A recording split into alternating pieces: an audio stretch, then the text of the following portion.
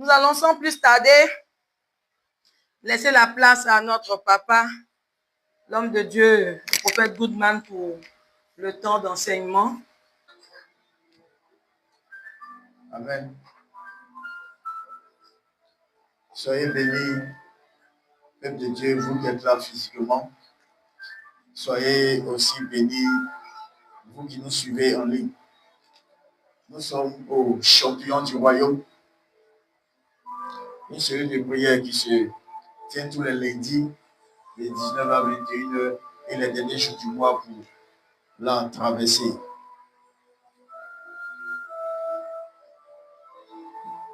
Alors, donc, nous sommes toujours dans le thème, le discernement des saisons, qui est un moment pour que chacun puisse vraiment être disposé, être concentré pour comprendre les différents moments que nous passons afin de prendre de bonnes décisions. Amen. Alléluia. Tout à l'heure, lorsqu'on priait, j'ai senti comme ça la demande venant de Dieu que nous devons faire 3 jours. Aujourd'hui lundi, demain mardi, et puis après-demain mercredi, de 19h à 21h. Amen.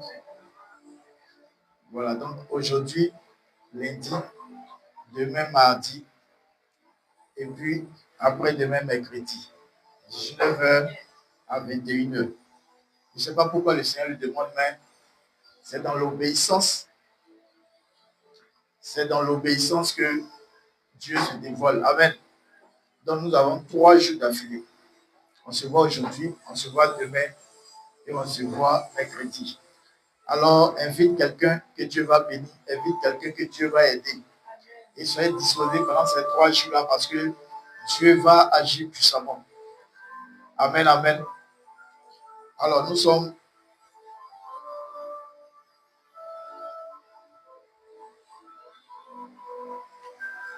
toujours à l'enseignement, le discernement des saisons. Nous allons prier pour la parole. Laisse la tête et prie avec moi. Père, nous voulons te dire merci. Toi qui nous réunis en ce soir. Éternel, c'est toi qui nous as appelés. Et c'est toi qui as cette capacité-là de nous aider à aller de l'avant, à faire ton œuvre. Utilise-nous, façonne-nous comme tu le veux. Guide-nous, sois toujours avec nous, parle-nous. Et permets que, éternel Dieu, Père, nous ayons l'intelligence requise pour le discernement des saisons. Que la gloire te revienne au nom puissant de Jésus. Amen. Alors, on va prendre nos Bibles dans Ésaïe, chapitre 9, le premier verset. Ésaïe, chapitre 9, le premier verset. Ésaïe, chapitre 9, verset 1. Le peuple qui marchait dans les ténèbres voit une grande lumière. Sur ceux qui habitaient le pays de l'ombre de la mort, une lumière resplendit. Amen. Amen. Dans ma version dit, mais les ténèbres ne régneront pas toujours sur la terre où il y a maintenant des angoisses. Alors on va comprendre ce que c'est que les ténèbres. Qu'est-ce que la Bible appelle ténèbres? Amen. Alors, ce qu'on doit savoir, c'est que Christ est la lumière qui triomphe sur toutes les ténèbres. Christ est la lumière qui triomphe sur toutes les ténèbres. Christ est la lumière qui triomphe de ces ténèbres. Alors notre message va nous amener à comprendre qu'est-ce que c'est que les ténèbres et à voir différents types de ténèbres dans notre vie spirituelle. Amen. Donc nous allons voir 4 lois rattachées aux ténèbres et qui font que nous avons toujours des difficultés dans nos vies. Amen. Ephésiens 6, 12 nous dit, car nous n'avons pas à lutter contre la chair et le sang, mais contre les dominations, contre les autorités, contre les princes de ce monde de ténèbres. Ephésiens 6, 12, car nous n'avons pas à lutter contre la chair et le sang, mais contre les dominations, contre les autorités, contre les princes de ce monde de ténèbres. Amen. Pour que tu puisses lutter contre certaines dominations, il faut que tu aies la domination supérieure de Dieu afin de régner sur les dominations des ténèbres. Amen. Alors, nous avons été la semaine passée à un très grand programme qui est nommé Domination. Et là, j'ai compris que pour aller dominer les ténèbres, pour aller dominer le monde des ténèbres, il faut que toi, tu aies le manteau de la domination divine de Dieu. Parce que c'est domination contre domination. Si tu n'as pas la domination divine, tu ne peux pas aller lutter contre la domination des ténèbres. Amen. Donc, lorsque plusieurs personnes entendent le mot ténèbres, on a souvent l'habitude de penser directement aux démons, à la sorcellerie, à l'occultisme. Amen. Mais dans la Bible, au niveau des ténèbres, il y a plus que cela. Les ténèbres représentent ce qui s'oppose à la lumière, ce qui s'oppose à la lumière, ce qui s'oppose à la vérité, ce qui s'oppose à la présence, ce qui s'oppose à la volonté de Dieu. Amen. Les ténèbres, c'est ce qui s'oppose à la lumière, à la vérité, à la présence de Dieu et à la volonté de Dieu. Donc les ténèbres ne sont pas seulement ce qu'on voit extérieurement. Amen. Ce n'est pas seulement ce qu'on voit, mais il faut comprendre la vérité, la lumière, la présence et la volonté de Dieu sont combattus aussi par les ténèbres. Amen. Les ténèbres peuvent toucher l'intelligence. Les ténèbres peuvent toucher les pensées. Les ténèbres peuvent toucher aux émotions, à ta manière de vivre. Amen. Amen. Allons-y dans Genèse 1:4. Dès le commencement, Dieu a établi une séparation entre la lumière et les ténèbres. Dès le début, Dieu a séparé la lumière des ténèbres. Genèse 1, verset 4. Dieu vit que la lumière était bonne. Et Dieu sépara la lumière d'avec les ténèbres. Amen. Amen. Donc Dieu a séparé la lumière des ténèbres. Alors dans ce verset, on ne voit seulement que le jour et la nuit. La séparation ne parle pas seulement du jour et de la nuit. La séparation révèle aussi notre réalité spirituelle. Dieu a distingué ce qui lui appartient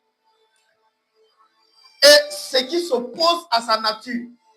Dieu a distingué ce qui lui appartient et ce qui s'oppose à sa nature. Donc la séparation de la lumière des ténèbres n'est pas forcément le jour et la nuit. Amen. Alors nous allons voir 4 points essentiels des ténèbres dans notre vie. 4 points essentiels des ténèbres dans notre vie. J'ai dit quoi tout à l'heure? Nous allons voir 4 points essentiels des ténèbres dans notre vie. Le premier point, c'est l'ignorance spirituelle.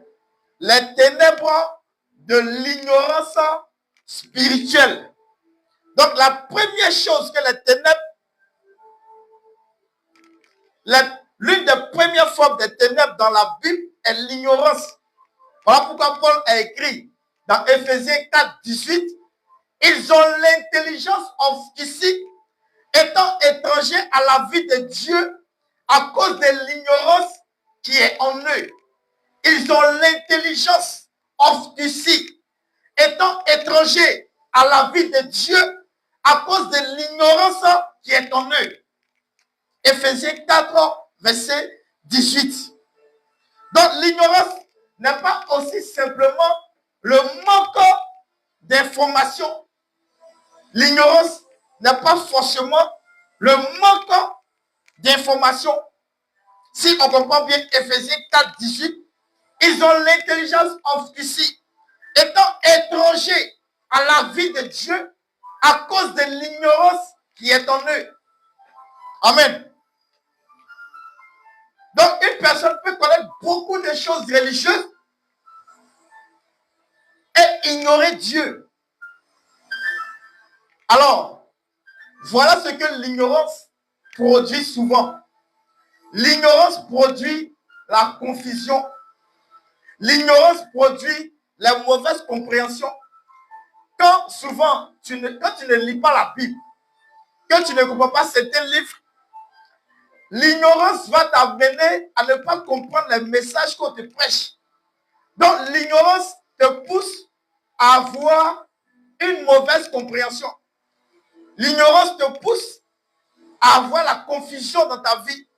L'ignorance aussi te pousse à faire des mauvais choix, des mauvaises décisions. Amen. L'ignorance produit la peur. L'ignorance produit l'égarement. Amen.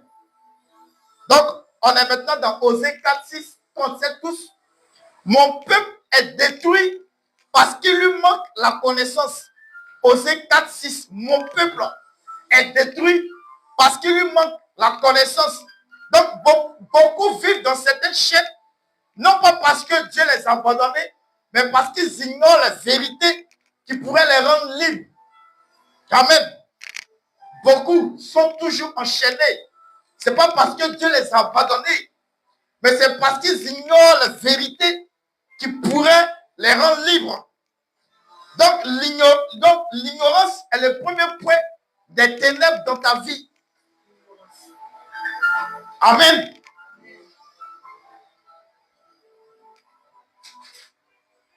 Je vais vous rendre un témoignage concernant l'ignorance et comment le diable travaille face à cela.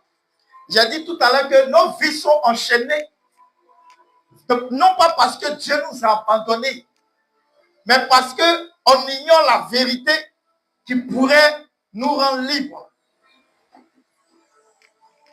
Une maman et ses deux fils. Une maman et deux de ses enfants. Deux fils. Le petit frère va rendre visite à la maman pour la saluer, causer un peu de la famille. En tout temps, le grand frère a eu un problème avec la maman. Donc, il ne se rapprochait plus. Et il a expliqué ça au petit frère. Le petit frère va saluer sa maman et informe la maman que pourquoi est-ce que le courant ne passe plus trop avec le grand frère? Pourquoi est-ce que le courant ne passe plus trop avec le grand frère? Et que pourquoi et que le grand frère s'est séparé de la maman si on veut voir. Amen. La maman aussi, qui se dit qu'elle est sur le droit chemin, va même jusqu'à dire au petit frère que, d'accord, donc c'est comme ça qu'il prend l'affaire. S'il ne fait pas attention, un malheur va lui arriver. Voilà ce que la maman a dit au petit frère. Ils ont fini de causer, le petit frère est rentré chez lui. Pas longtemps après, le petit frère fait un accident où il devait mourir. Quand il se relève de ça, il comprend automatiquement qu'il est la couverture de son grand frère. Le petit frère cause avec la maman. Et dans la causerie, puisque le grand frère a briefé le petit frère qu'il a un souci avec la maman, qu'il ne s'approche plus de la maman, le petit frère parle de ça à la maman, et la maman dit au petit frère, si c'est comme ça qu'il prend la fille, s'il ne fait pas attention, quelque chose de grave va lui arriver. Et des jours après, le petit frère fait un accident où il a failli mourir. Quand il s'est levé, il a compris que il est la couverture de son grand frère. Voilà comment souvent il faut réfléchir. Nous sommes souvent enchaînés. Nous sommes souvent enchaînés, pas parce que Dieu nous a abandonnés, mais parce qu'on ignore des vérités. Amen. Parce qu'on ignore des vérités. Bien aimé, dans le discernement des saisons, il n'y a pas de sentiment. Si tu veux rester traîné dans les zones négatives, cela sera à tes risques et périls.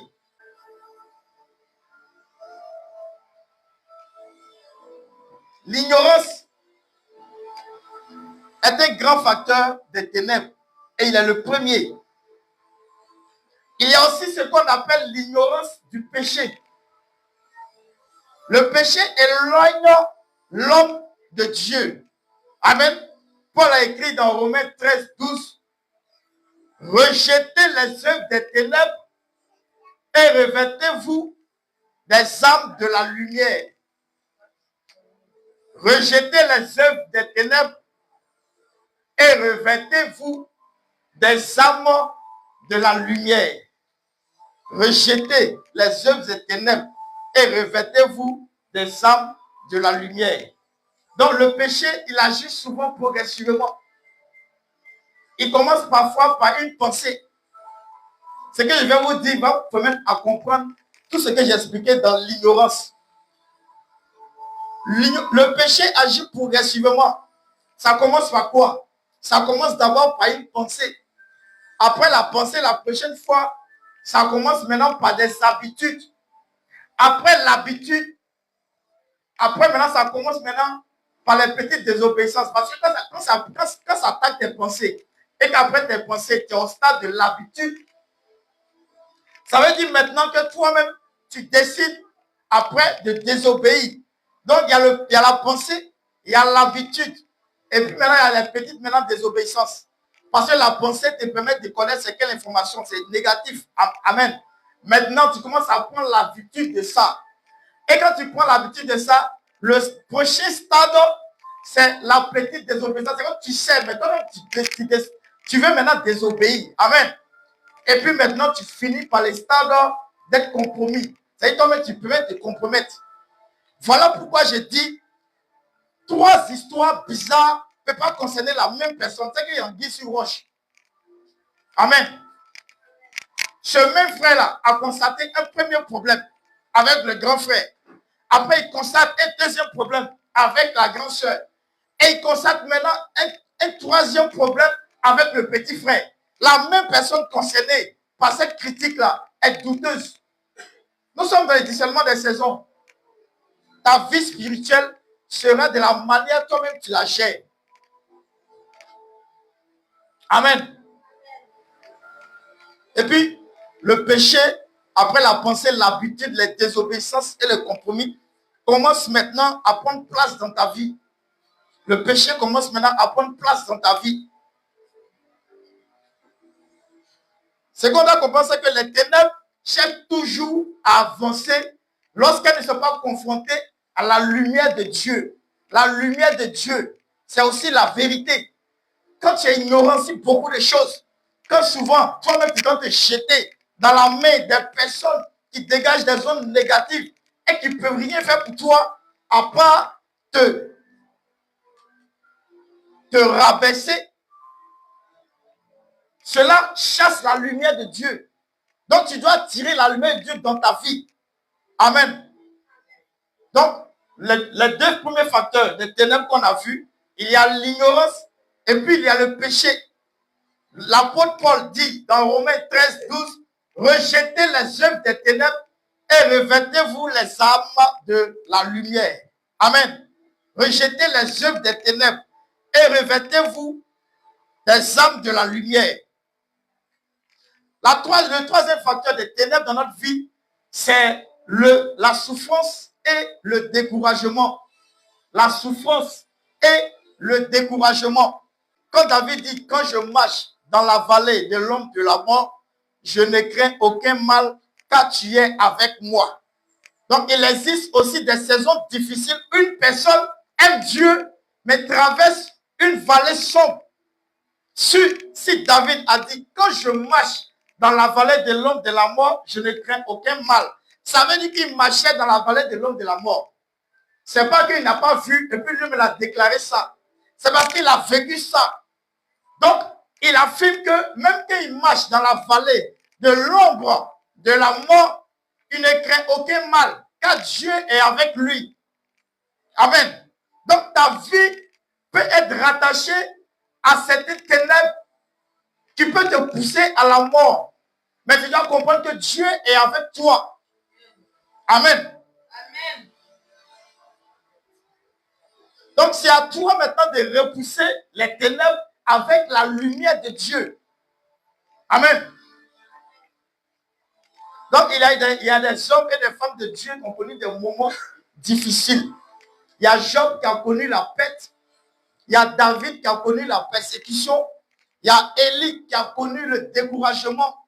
Et puis, il y a Joseph qui a connu l'injustice. Job a connu la pète. David a connu la persécution. Élie a connu le découragement. Joseph a connu l'injustice. Donc, traverser une saison sombre, mais traverser une saison sombre ne signifie pas que Dieu t'a abandonné. Donc, le troisième facteur des ténèbres dans notre vie, c'est la souffrance ou le découragement.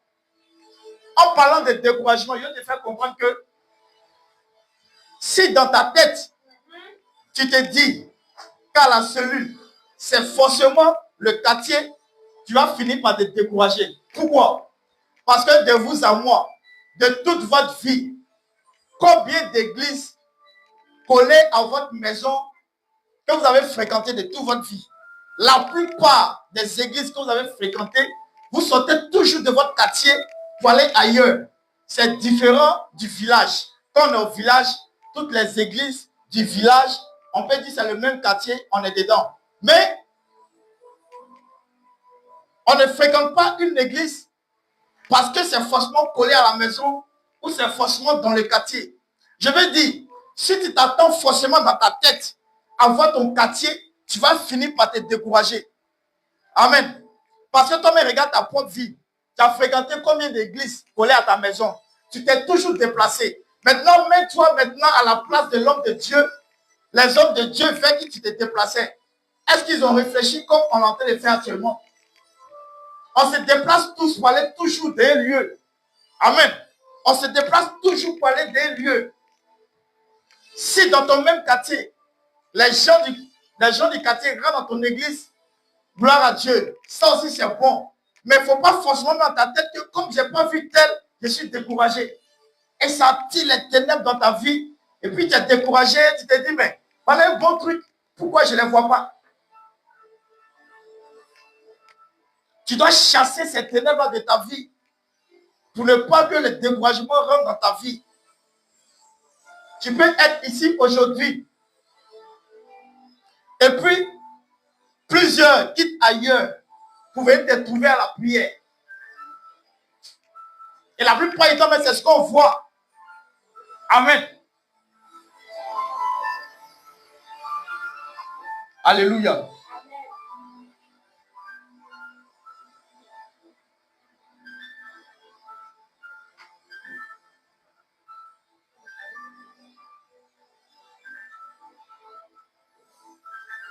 Alléluia. Le découragement est ce qui attire les ténèbres dans ta vie. Le découragement est ce qui attire les ténèbres dans ta vie. Va travailler. Le plus important pour nous actuellement, c'est ceux qui sont là toujours physiquement et ceux qui nous suivent en ligne. Amen. ceux qui nous suivent en ligne. Ne sois pas découragé parce que tu ne vois pas tel que tu connais. Continue de travailler, continue de persévérer. Quand Dieu va te déplacer pour aller dans un autre lieu, c'est ceux qui ont été fidèles physiquement ou en ligne, c'est ces mêmes personnes-là qui vont te retrouver dans ton nouveau lieu. Est-ce que je me fais comprendre? Les personnes qui étaient fidèles à toi et les personnes qui t'ont toujours suivi en ligne, même quand tu changeras de lieu, ce sont ces personnes-là qui vont te trouver dans ton nouveau lieu. Alors ne soyez pas toujours découragés du fait que on ne voit pas tel ou on ne voit pas tel. Même les grandes églises, les grands bâtiments, si vous suivez bien avec moi, 75% de ceux qui fréquentent ces églises-là viennent d'ailleurs. Il y a peut-être 25% seulement dans le quartier. Amen. Il y a seulement 25% seulement dans le quartier qui rentrent dans l'église proche. Mais 75%, ils se déplacent toujours d'ailleurs pour venir. Donc, ce n'est pas toi qui vas échapper à ce problème-là. Mais ne sois pas découragé. Continue de travailler. Continue de travailler dans ton église. Ceux qui viennent physiquement, considère-les. Continue de travailler eux. Ceux qui te suivent en ligne, donne le maximum pour la vie spirituelle. C'est eux que Dieu t'a donné. Le quatrième élément des ténèbres dans notre vie, c'est que les ténèbres viennent obscurcir notre vie spirituelle même. Il existe une opposition spirituelle réelle. Amen. On prend Colossiens 1, 13. Colossiens 1, 13 qui nous dit, nous n'avons pas, il nous a délivrés de la puissance des ténèbres et nous a transportés dans le royaume du Fils de son amour. Il nous a transportés. Il nous a délivrés plutôt, excusez-moi, Colossiens 1, 13. Ensuite, il nous a délivrés de la puissance des ténèbres et nous a transportés dans le royaume du Fils de son amour. Amen. Avant Christ, l'être humain s'est vu séparé de Dieu quand Dieu a pris la sentence. Mais Jésus est venu briser ce phénomène pour nous rapprocher de Dieu. Amen. Donc, comme on a vu aujourd'hui, les ténèbres peuvent prendre différentes formes. Te poussent dans la souffrance, l'oppression, les confusions. Mais la bonne nouvelle pour toi ce soir, c'est que les ténèbres n'ont pas le dernier mot. Amen. Parce que Jean 1,5 dit, la lumière luit dans les ténèbres et les ténèbres ne l'ont pas arrêté. La lumière luit dans les ténèbres et les ténèbres ne l'ont point quoi? Arrêté. La lumière luit dans les ténèbres et les ténèbres ne l'ont point arrêté.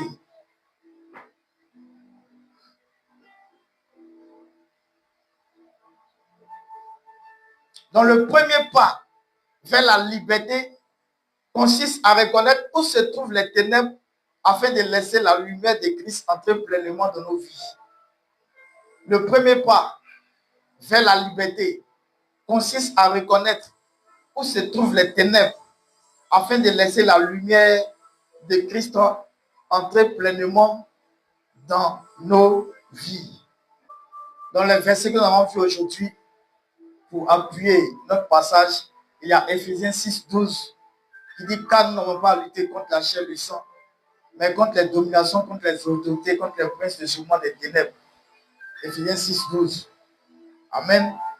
Genèse 1, 14, Dieu vit, la lumière était bonne et Dieu a séparé la lumière d'avec les ténèbres.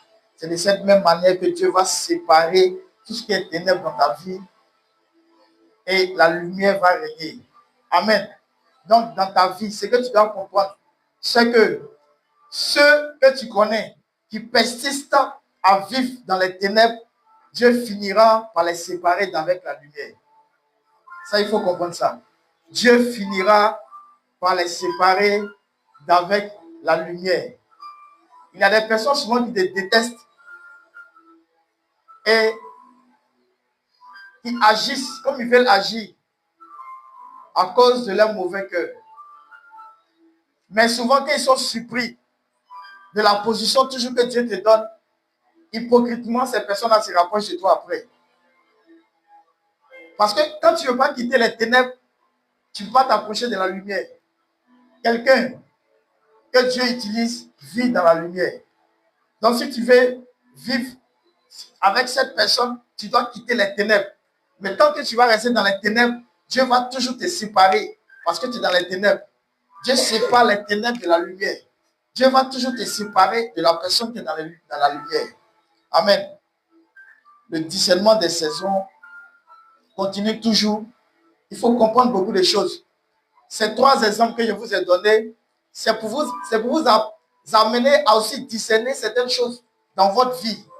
Parce que la prophète, quand on dit qu'on est prophète, c'est pas forcément, je vais te dire aussi que le prophétique là, c'est aussi le discernement des mauvaises ondes et des bonnes ondes. Le prophétique là, c'est aussi la manière d'analyser tout ce qui est autour de toi. Il faut voir cela, mais c'est spirituel. Et tout le monde n'est pas appelé à comprendre cela. Amen. Qui est descendu pour dire au frère que tu as la couverture spirituelle de ton grand frère? Qui lui a dit? C'est le prophétique. Amen. C'est le prophétique. Donc le prophétique, c'est aussi le discernement. Et le discernement est une vraie qualité qu'un chrétien doit avoir. Ta vie, il dépend. Ta vie, il dépend. Ta vie, il dépend. Il faut savoir discerner. Et quand la lumière arrive, ceux qui sont dans les ténèbres, s'ils veulent changer, ils vont sortir des ténèbres pour venir trouver la lumière. S'ils ne veulent pas changer, qu'ils veulent rester dans les ténèbres, il faut qu'ils sachent que Dieu, ce n'est pas toujours les ténèbres de la lumière. La lumière, là, c'est aussi la vérité.